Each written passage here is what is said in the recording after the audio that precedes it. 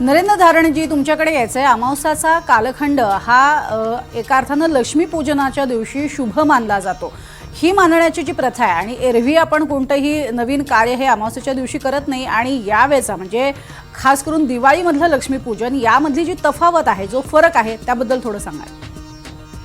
अमावस्या तिथी ही कायम शुभच मानण्यात येते. कारण जे समुद्र मंथन झालं त्या मंथनातून लक्ष्मीचा उदय जो झाला, कारण लक्ष्मी जेव्हा समुद्र मंथनातून बाहेर आली तो दिवस अमावस्येचा होता. त्यामुळे अमावस्या ही शुभ तिथी अश्विन महिन्यातली असल्यामुळे अश्विन महिन्यातच ते समुद्र मंथन झालं आणि त्यावेळेस ती लक्ष्मी वर आली. त्यामुळे अश्विन महिन्यातली अमावस्या ही लक्ष्मीच्या बाबतीत शुभ असल्यामुळे किंवा लक्ष्मीचा उदयाची असल्यामुळे लक्ष्मीपूजन अश्विन अमावस्येला केलं जातं, असं एक कथा ही पुराणांमध्ये आहे.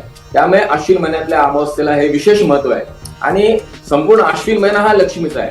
शास्त्रानुसार किंवा एक प्रकारच्या ज्योतिषशास्त्रीय सिद्धांतानुसार जे काही वेदांमध्ये त्याचा उल्लेख आहे, यजुर्वेद आहे, ऋग्वेद आहे, तर प्रत्येक जे काही ऋतू आहेत त्या ऋतूंच्या देवता आहेत. तसंच काही मास आहेत जे आपले हिंदू धर्मात चैत्र महिन्यापासून फाल्गुन महिन्यापर्यंत जे 12 मास आहेत, प्रत्येक मासाच्या विशिष्ट देवता आहेत. तर त्या देवतांपैकी अश्विन महिना जो आहे हा लक्ष्मीचा महिना मानण्यात येतो. त्यामुळे त्या दिवशी असणारी अमावस्या ही लक्ष्मी पूजनाची, लक्ष्मी कुबेर पूजनाची मानण्यात येते, जे आनंदी आहे. आणि त्या दिवशी लक्ष्मी पूजन केलं असताना आपल्याला लक्ष्मीची समृद्धी किंवा आशीर्वाद आणि सगळ्या प्रकारच्या आयुष्यातली असणारी समृद्धी प्राप्त होते, असं शास्त्रकारांनी सांगितलंय.